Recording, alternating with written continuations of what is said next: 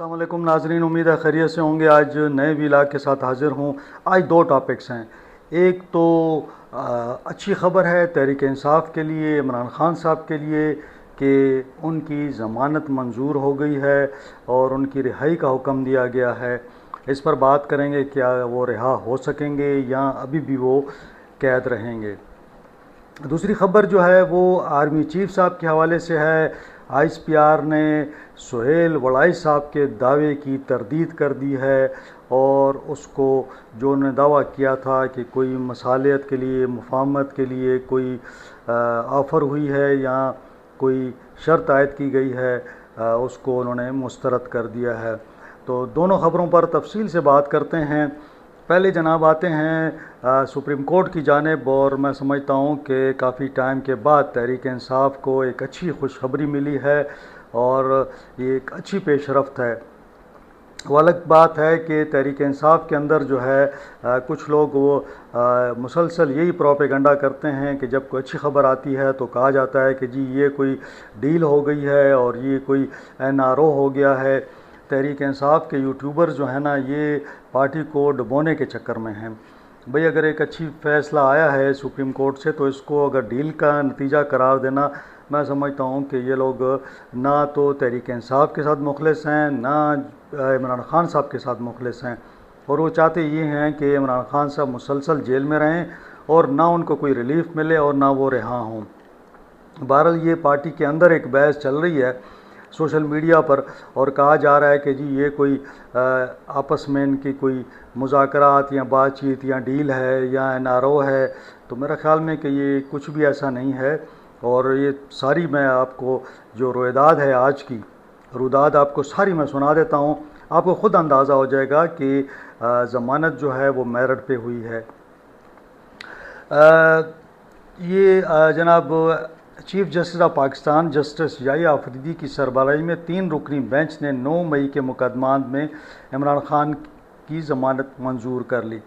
قبل ازیں chief justice کی سربراہی میں کیس سننے والے بینچ میں تبدیلی کی گئی اور 3 رکنی بینچ میں میاں گل حسن اور ربضے کی جگہ جسٹس حسن اظہر رضوی کو شامل کیا گیا۔ اچھا، جب یہ شامل ہو رہے تھے تو اس وقت بھی یہ کہا گیا کہ جی یہ کیس خراب کرنے کے لیے عمران خان صاحب کے خلاف، یعنی ہر چیز میں ہم سازش ڈھونڈتے ہیں کہ جی میاں گل حسن زیب کو کیوں نکالا گیا اور جسٹس حسن اظہر جو ہیں ان کو کیوں ڈالا گیا۔ تو سوشل میڈیا پر ایک طوفان بدتمیزی برپا تھا۔ دوران سماعت اسپیشل پراسیکیوٹر ذوالفقار نقوی نے عدالت کو بتایا کہ کل طبیعت ناسازی کے باعث پیش نہیں ہو سکا، جس پر چیف جسٹس نے کہا کوئی بات نہیں، یعنی کل اس کی سماعت تھی وہ نہیں ہو سکی تھی۔ چیف جسٹس آف پاکستان نے دونوں سے عدالت کے 2 سوالات کیے، یعنی استغاثہ سے بھی اور عمران خان صاحب کے وکیل سے چیف جسٹس نے 2 سوالات کیے۔ لاہور ہائی کورٹ کا فیصلہ پڑھا ہوگا آپ نے۔ پہلا سوال یہ ہے، کیا ضمانت کیس میں حتمی فائنڈنگ دی جا سکتی ہے، یعنی جب ضمانت کا کیس آئے تو کیا حتمی کوئی رائے دی جا سکتی ہے۔ دوسرا سوال، ماضی میں سازش کے الزام پر سپریم کورٹ نے ملزمان کو ضمانت دی، کیا تسلسل کا اصول اس کیس پر اپلائی ہوگا۔ بڑی دلچسپ بات ہے یہ، اس کو آپ نے غور سے سننا ہے۔ پھر جناب اسپیشل پراسیکیوٹر ذوالفقار نقوی نے کہا کہ ضمانت کیس میں عدالت کی آبزرویشن ہمیشہ عبوری نوعیت کی ہوتی ہے، عدالتی آبزرویشن کا ٹرائل پر کوئی فرق نہیں پڑتا۔ سپریم کورٹ نے ضمانت سے متعلق گائیڈ لائن دی ہوئی ہے جو کبھی فالو ہوتی ہے کبھی نہیں ہوتی۔ پراسیکیوٹر ذوالفقار نقوی نے سپریم کورٹ کا ضمانت سے متعلق فیصلہ پڑھا۔ اسپیشل پراسیکیوٹر نے اعجاز احمد چودھری کیس میں ضمانت منظور کرنے کا فیصلہ عدالت میں پڑھا۔ چیف جسٹس نے ریمارکس دیے کہ سپریم کورٹ میں سازش سے متعلق کیسز میں ضمانت مسترد ہونے کے فیصلے پڑھ کر آئیں۔ جسٹس یحییٰ آفریدی نے اسپیشل پراسیکیوٹر سے مکالمہ کرتے ہوئے کہا، آپ کیس میں سازش کی بات کرتے ہیں، ایکچولی عمران خان پہ سازش کا الزام ہے 9 مئی کے کیس میں۔ کوئی ایسا کیس ہے جس میں سازش ہوئی ہو اور ضمانت مسترد ہوئی ہو؟ یہ اب چیف جسٹس کا بڑا ٹیکنیکل سوال ہے کہ کسی کیس میں ضمانت کے لیے کوئی آیا ہو اور سازش کا اس پر الزام ہو تو کیا کوئی ضمانت مسترد ہوئی ہے؟ ایسا کوئی کیس ہے ضمانت کا؟ چیف جسٹس نے کہا کہ حال ہی میں سپریم کورٹ میں جتنے سازش سے متعلق کیس آئے ان میں ضمانت منظور ہوئی۔ سپریم کورٹ نے ایسے الزام کے 3 کیسز میں ضمانتیں منظور کی ہیں، اپنے کیس کو سازش سے متعلق دیگر کیسز سے الگ ثابت کریں۔ یعنی اگر سازش کا یہ کیس انہی کیسز کی طرح ہے جو پہلے ضمانتیں ہوئی ہیں تو آپ بتائیں، ورنہ الگ ہے تو وہ الگ بتائیں۔ اسپیشل پراسیکیوٹر نے کہا کہ سپریم کورٹ میں سازش سے متعلق ضمانت منظور ہونے والے کیسز میں ثبوت میں نہیں ہوں گے۔ موجودہ کیس میں سوشل میڈیا پر سازش سے متعلق ثبوت موجود ہیں، یعنی عمران خان صاحب کے خلاف سوشل میڈیا پہ ثبوت موجود ہیں۔ تو یحییٰ آفریدی نے کہا کہ آپ لوگوں نے ضمانت کی سٹیج پر میرٹ پر بات نہیں کرنی، یعنی اب اس موقع پر اگر آپ میرٹ پر بات کریں گے تو پھر معاملہ خراب ہو جائے گا۔ عمران خان صاحب کے وکیل سلمان صفدر بولے، میرے پاس سازش سے متعلق ضمانت کے تمام کیسز موجود ہیں، یعنی سازش کے متعلق جتنی بھی ضمانتیں ہوئی ہیں سلمان صفدر کے پاس پورا ڈیٹا تھا۔ چیف جسٹس نے اسپیشل پراسیکیوٹر کو ضمانت مسترد ہونے سے متعلق فیصلے کی تفصیلات دینے کی ہدایت کی اور کہا پراسیکیوٹر سپریم کورٹ کے ایسے کیس کا حوالہ دیں کہ سازش کے الزام میں ضمانت منسوخ ہوئی ہو۔ سازش کے 3 مقدمات میں ضمانت دی، یہ چیف جسٹس صاحب کو یاد تھا۔ استغاثہ نے عدالت کو بتایا کہ ان میں ایف آئی آر میں شامل نہیں تھے، مطلب جن کو ضمانت دی گئی ان کے نام ایف آئی آر میں شامل نہیں تھے، جس پر چیف جسٹس نے کہا سازش کے جرم کے مقدمات میں ضمانت نہ دینا تھوڑا مشکل ہوتا ہے۔ کیس کے میرٹس پر کسی فریق کو نہیں سنیں گے، دونوں فریق سمجھ لیں، کیس کے مرکزی حقائق پر بات کرنے نہیں دیں گے، میرٹس ٹرائل کورٹ نے خود طے کرنا ہے۔ اسپیشل پراسیکیوٹر نے کہا کہ سپریم کورٹ نے 2014 میں فیصلے میں فریم ورک طے کیا، فیصلے میں قرار دیا ضمانت کیس میں دی گئی آبزرویشن عارضی نوعیت کی ہوتی ہیں۔ 1996 اور 1998 میں یہ اصول اپنایا گیا کہ ضمانت دی گئی آبزرویشنز عارضی ہوتی ہیں۔ اب چیف جسٹس نے پھر استفسار کیا کہ کیا آپ کے پاس ملزم کے خلاف ثبوت موجود ہیں، یعنی عمران خان صاحب کے پاس ثبوت موجود ہیں ان کے خلاف، جس پر پراسیکیوٹر نے کہا کہ 3 گواہان کا بیان ہے، photogrammetric voice matching test موجود ہے۔ پراسیکیوٹر نے کہا کہ واٹس ایپ میسیجز موجود ہیں۔ ہائی کورٹ نے کہا کہ ٹرائل کورٹ میں مختلف ٹیسٹ کے حوالے درخواست دے، ٹرائل کورٹ نے ٹیسٹ لینے کی اجازت دی لیکن جیل میں ملزم نے تعاون نہیں کیا۔ سپریم کورٹ نے استغاثہ کے دلائل سننے کے بعد 9 مئی کے 8 مقدمات میں بانی چیئرمین عمران خان کی ضمانت منظور کر لی۔ عدالت نے عمران خان کو ضمانت پر 8 مقدمات میں رہا کرنے کا بھی حکم جاری کر دیا۔ تو یہ سارا ایک پروسیجر تھا جی، اور چیف جسٹس نے یہ بھی کہا کہ اگر میں نے کوئی یہاں پہ کمنٹس دے دیے تو یہ جو آپ کا کیس ہے اس کے حوالے سے اس کو نقصان ہوگا کہ اس کو، تو اس کا کہنے کا مقصد یہ ہے کہ یہ جو سازش کا ایک ایلیمنٹ ہے نا 9 مئی میں کہ عمران خان صاحب نے سازش کی، تو سپریم کورٹ نے اس سازش والا معاملہ جو ہے وہ نپٹا دیا ہے اس سینس میں کہ ضمانت کی جگہ تک، یعنی ضمانت تک انہوں نے اس کو تسلیم نہیں کیا اور ضمانت دے دی ہے، کیونکہ اس سے پہلے بھی جتنی بھی کیسز آئے ہیں اس کے اندر اسی طرح ضمانتیں ہوئی ہیں۔ تو جب ایک پریسیڈنٹ قائم ہو جائے تو پھر میرے خیال میں کہ سپریم کورٹ کے پاس کوئی ایسا وہ نہیں رہتا کہ وہ کسی کو ضمانت نہ دے۔ بہرحال یہ اچھی خبر ہے عمران خان صاحب کے لیے۔ عمران خان صاحب کی رہائی کے حوالے سے اب ایک کیس رہ گیا ہے، وہ کیس ہے جناب القادر ٹرسٹ کا، جس میں ان کو سزا ہوئی ہے، اور اگر یہ سزا بھی سپریم کورٹ میں اس کا بھی کیس ابھی تقریباً 2-3 ماہ سے پڑا ہوا ہے، اور جب یہ لگتا ہے تو اگر وہاں سے ضمانت ہو جاتی ہے تو عمران خان صاحب جو ہیں وہ رہا ہو جائیں گے۔ البتہ ان کے اوپر اور کوئی کیس ایسا نہیں ہے جس میں ضمانت نہ ہوئی ہو۔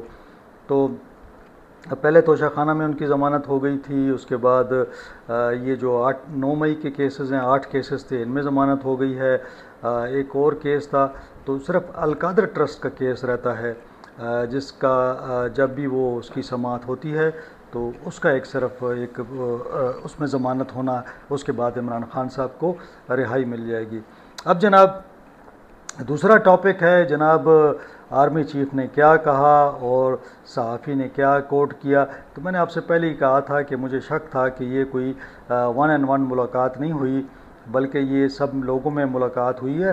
پہلے تو برسلز میں آرمی چیف نے فیلڈ مارشل صاحب نے خطاب کیا، اس کے بعد وہ کھانے کی میز پر بیٹھے اور جو لوگ کھانے کی میز پر ان کے قریب تھے وہ ان سے بات چیت کرتے رہے۔ اس بات چیت کو ایک کالم کی شکل دی گئی، پھر خبر کی شکل دی گئی، پھر پورے میڈیا میں یہ چلتا رہا کہ جی عمران خان صاحب اگر معافی مانگیں تو ان کو رہائی مل جائے گی، اور یہ کہا گیا کہ یہ ایک پیشکش ہے جو کہ فوج کی جانب سے ہوئی ہے۔ تو آج D G S P R نے بات چیت کی ہے صحافیوں کے ساتھ۔ میں آپ کو سارا سنا دیتا ہوں کہ انہوں نے کیا کہا۔ پاک فوج کے ترجمان لیفٹیننٹ جنرل احمد شریف چودھری کا کہنا ہے کہ آرمی چیف نے برسلز میں معافی کی کوئی بات نہیں کی۔ واضح ہے کہ 9 مئی کرنے والے اس کے سہولت کاروں اور منصوبہ سازوں کو قانون کے سامنے جواب دہ ہونا ہوگا۔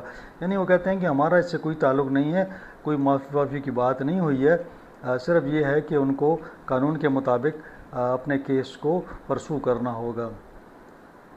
احمد شریف صاحب کا کہنا تھا کہ جس آرٹیکل کی بات ہو رہی ہے وہ برسلز کا ایک ایونٹ تھا، یعنی جو اپنا آرٹیکل لکھا گیا، کالم لکھا گیا سہیل وڑائی صاحب کی طرف سے، وہ ایک برسلز کا ایونٹ تھا۔ برسلز کے ایونٹ میں سینکڑوں لوگوں نے فیلڈ مارشل کے ساتھ تصویریں بنائیں۔ ان کا کہنا تھا کہ آرمی چیف کی طرف سے کوئی انٹرویو نہیں دیا گیا۔ یہی میں بات کر رہا تھا کہ کوئی آفیشیل انٹرویو نہیں ہے، ان آفیشیلی کہیں بیٹھ کے کوئی بات کر رہا ہو تو وہ آفیشیل نہیں ہوتا۔ برسلز میں آرمی چیف نے کوئی سیاسی بات نہیں کی، پی ٹی آئی کا کوئی ذکر نہیں ہوا، نہ ہی آرمی چیف نے کسی معافی کا ذکر کیا ہے، یعنی نہ وہ کہتے ہیں ہم نے معافی کی بات ہوئی ہے، نہ معافی کا ذکر ہوا ہے۔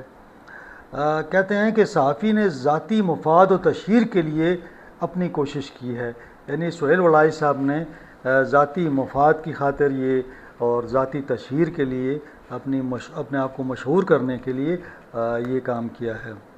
افسوس کی بات ہے کہ سینئر صحافی ہو کر بھی غیر ذمہ داری کا مظاہرہ کیا گیا، یعنی وہ ایک سینئر صحافی تھے لیکن انہوں نے غیر ذمہ داری کا مظاہرہ کیا۔ انہوں نے کہا کہ فیلڈ مارشل نے پی ٹی آئی کے بارے میں کوئی بات نہیں کی۔ 9 مئی صرف فوج کا نہیں قوم کا مقدمہ ہے۔ واضح ہے کہ 9 مئی کرنے والے سہولت کاروں اور منصوبہ سازوں اور ان کے ساتھیوں کو جواب دہ ہونا ہوگا۔ اب یہ ان کا یہ بھی کہنا تھا کہ جس ادارے نے یہ کالم چھاپا یا خبر چھاپی انہیں بھی سوچنا چاہیے تھا، انہیں بھی پہلے اس پر کنفرم کرنا چاہیے تھا۔ بہرحال یہ D G S P R کا رد عمل ہے۔ میں نے پہلے ہی کہا تھا کہ مجھے محسوس ہو رہا تھا کہ آرمی چیف یہ کافی عرصے بعد ایک ایسے آرمی چیف آئے ہیں جو میڈیا سے یا صحافیوں سے نہیں ملتے، اور جب سے یہ آئے ہیں انہوں نے کسی صحافی سے کوئی ملاقات نہیں کی۔ اور باجوہ صاحب جو تھے پچھلے آرمی چیف، وہ اکثر اینکر سے ملا کرتے تھے، یعنی 1-on-1 بھی ملا کرتے تھے اور اکٹھے بھی کبھی کھانے پہ کبھی اس پہ جو بلا لیتے تھے اپنے گھر، اور وہاں پہ وہ صحافیوں سے بات چیت کرتے تھے۔ لیکن سید عاصم منیر جو ہیں وہ تھوڑے ڈیفرنٹ اس طرح ہیں کہ انہوں نے ابھی تک کسی صحافی کے ساتھ ملاقات نہیں کی، اور نہ ہی انہوں نے اس طرح کوئی انٹرویو دیا ہے۔ اب وہ بیرون ملک گئے تھے، برسلز میں وہ خطاب کر رہے تھے، تو خطاب ان کا کافی لمبا تھا، تو اس خطاب کے اقتباسات جو لیے، یعنی وہاں جو انہوں نے کچھ کہا، پھر جب وہ ٹیبل پہ بیٹھے تو پھر سہیل وڑائی صاحب نے وہاں پہ بھی ظاہر ایک بات چیت ہو رہی ہوگی، اس سے انہوں نے ایک اخذ کیا اور اپنا ایک کالم لکھ دیا۔ اس کالم میں ان کا یہی وہ تھا کہ جی جب تک عمران خان صاحب معافی نہیں مانگتے مفاہمت کا یا مصالحت کا کوئی راستہ نہیں نکل سکتا۔ تو اب یہاں پہ آ کے کچھ اور باتیں بھی تھیں، لیکن چونکہ یہ ایک سیاسی بات تھی تو اس حوالے سے پی ٹی آئی کا یہ ری ایکشن تھا کہ جی آرمی چیف نے یہ ایک کوشش کی ہے کہ کسی طریقے سے ایک پیغام دیا جائے کہ آپ معافی مانگ لیں، ہم آپ کو معاف کر دیں تاکہ یہ کوئی راستہ نکل سکے۔ تو جبکہ اب آرمی کی طرف سے رد عمل آیا ہے، اور میں نے اس دن بھی آپ کو کہا تھا کہ دیکھیں عمران خان صاحب کی وہ پوزیشن نہیں ہے اس وقت، یہاں تو یہ ہونا کہ ان کے پیچھے لاکھوں کروڑوں لوگ کھڑے ہوں، سڑکوں پہ بیٹھے ہوں، احتجاج کر رہے ہوں، اور لوگ ان کی رہائی سے پہلے اٹھنا نہ چاہیں، اور پاکستان کا نظام زندگی مفلوج ہو جائے اور کاروبار زندگی بند ہو جائے، پورا ملک جو ہے نا چوک ہو جائے، تو پھر ایک ہو سکتا ہے کہ اسٹیبلشمنٹ یہ کہے کہ ہاں جی عمران خان صاحب کو چھوڑ دیتے ہیں تاکہ وہ لوگوں کو گھر بھجوائیں۔ اور دوسری یہ ہے کہ بعض اوقات ایسی صورتحال ہوتی ہے جہاں پہ انٹرنیشنلی اتنا پریشر آ جاتا ہے کہ پھر وہاں پہ آپ کو ان کی بات ماننی پڑتی ہے کہ جی انسانی حقوق ہیں اور اس قسم کی بات کر کے. اب انٹرنیشنلی بھی کوئی پریشر نہیں ہے، بلکہ عاصم منیر صاحب تو ان کو تو مطلب جس طرح وہاں پہ امریکہ میں اور اس کا استقبال کیا جاتا ہے یا ان سے ملاقاتیں ہوتی ہیں صدر ٹرمپ کی یا وہاں پہ اسٹیٹ ڈپارٹمنٹ کی، اور سارا ان کے ساتھ جس طرح ان کے تعلقات ہیں، تو وہاں سے بھی کوئی یعنی وہاں سے کوئی ایڈوائس آنے کی توقع نہیں ہے.